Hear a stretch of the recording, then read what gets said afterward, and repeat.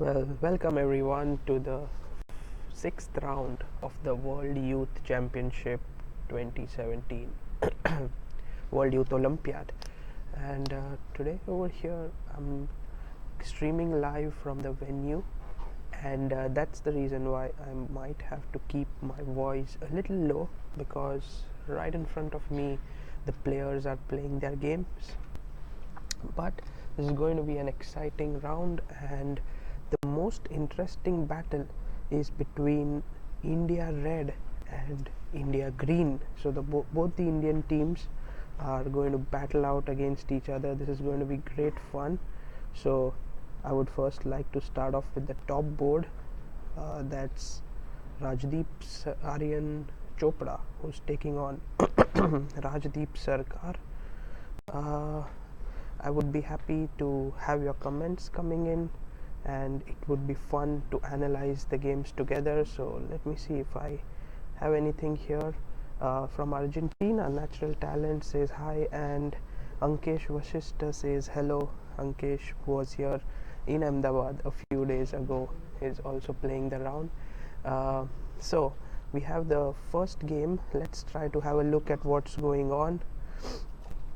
It's White who is Aryan, and he opened the game with the move e4, e5, knight f3, knight c6. Just now Natural Talent asks, do you know if we are doing a solid participation? Well, what does solid participation mean? So coming back to the game, Aryan is white, and he played the Scotch. That's an interesting choice. And after knight takes d4, Rajdeep went for the move bishop b4 check, and this is very nice. Interesting move. Also possible is the move bishop c5, but then it means that you have not forced the move c3 in the position. So bishop b4 check forces the move c3, so that later on the knight cannot come to c3 over here. Now Clash AK47 asks, is Pragu or Nihal playing? And I think both of them are playing today, and India Green is with their top 4 boards who's playing over here. So well, let's continue with this game. First c3, bishop c5 makes complete sense, provoking the move c3, and then bishop e3 was played by white, bishop b6, and knight f5. This is a very common idea. The main plan is that white would like to get his knight from f5 to e3 and then control the d5 square in this manner, which is the main plan in the position. So he went bishop into e3, knight into e3. Well, one question which I would like to ask all you guys is whether the sound and the moves and everything is okay. So please let me know about this, whether you can hear the sound well. If you can, then maybe we can do this much better and on a much grander scale. So let us know what your opinion is. Yes, Aryan is white, as Mr. D has asked. Aryan is white, and Rajdeep is black in the position. Sound seems good. Mobile. Can you open the live feed? And okay, so knight e7 was played by Rajdeep and g3. So he's going to put his bishop on g2, and he's going to overall get everything control on the light squares. d6 was played, bishop g2, castles. Now in this position it's very difficult to get the move in d5, so the right idea for black should be to go for f5. That's the obvious plan. So king h8 was played, and now f4. So white is trying to gain a lot of space. Usually c4, knight c3 is a common moves, but it seems like Aryan has his own plans, and f5 looked like a good move. Knight d2, fe, knight e4, and knight f5. I think white is playing black is playing pretty logical chess, and he seems to have a pretty good position.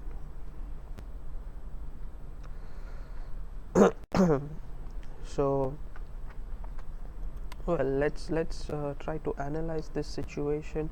If white were to take on f5, bishop f5, I don't really see what is wrong with black's position. I mean, he has all his pieces out, he has great development.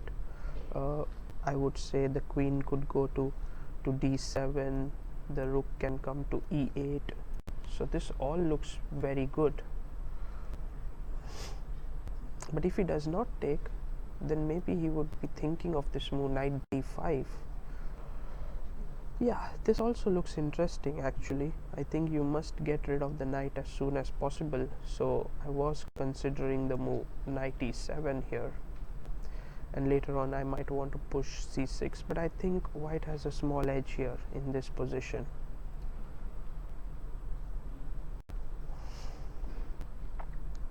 So this is the status of the game between Aryan, who is white, and black is Rajdeep. We can now go to the second board, which is the game between Jay Kumar, who is white, and Pragnananda. I think this will be very interesting because Prag has not really had a great event so far.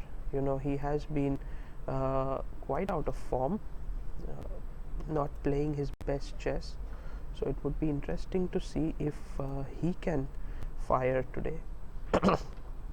So let's have a look at the game between Prag and Jay Kumar. Even that game opened with e4, e5. Well, Ankesh asks us, could you please explain white and black pawn structure plans? Well, I have to go back to the position. Let me just go quickly to the game between Aryan, and this is the position, let's say here. Well, I would say the main idea that white has in this position is to restrain the black majority here. Over here, this is the majority. He would never want that black should play c6, d5. If he can do that, his bishop here is dead. So the moment black plays the move c6, he will play the move c4, you know. So in that sense, white has a good control on the center. Black, on the other hand, is having piece play, and you know, he would try to exchange as many pieces as possible. I think in general I like white's pawn structure more. If d5 comes up ahead, then maybe black could be fine. Gaurish Baliga says, remember that day you wished me good luck for the tournament? In that tournament a similar position occurred and I won it undefeated. Thank you so much.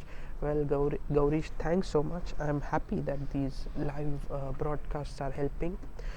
We are improving. As you can see, the last time I was online, it was a 3D board. I was making moves on the board. Now it's more in the 2D format. Natural Talent asks, can you tell me why there's 3 Indian teams? Well, I think the host country has an option to have more teams here, so, and also that's one of the reasons why a country organizes such a tournament, such a big tournament, so that they can give more opportunities to their players. So I think in that sense it's logical to have more Indian teams. Even when it was last year held in Slovakia, I think there were more teams from Slovakia, and that's very common.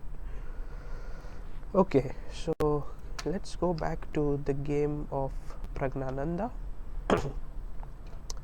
Prag is playing black today, and his opponent played the moon knight c3. Now this is interesting because it's not a very ambitious line, and we have the 4 knights after knight f6, and Anish Srivastav says, how much time does Prag have in order to become the youngest GM? Well, this is the question everyone is asking, but for a change in this tournament, the focus is not on him becoming the GM because he cannot make a GM now. So the main focus is on whether he can play good chess or not, and unfortunately he hasn't been showing his best chess until now. If you think about it, Prag's birthday is on 10th August, so he has 7 months after that. So let's add it up, it would come to somewhere around March end. March end should be the time he has to become the youngest GM, so he has around 3 more months left. So okay, there's some incident, as Amruta says, over here on the first board, and yeah, I don't know what that's going on. Maybe there's some very interesting event that's going on. I can just have a look at something and give you a live update, so please bear with me just a second.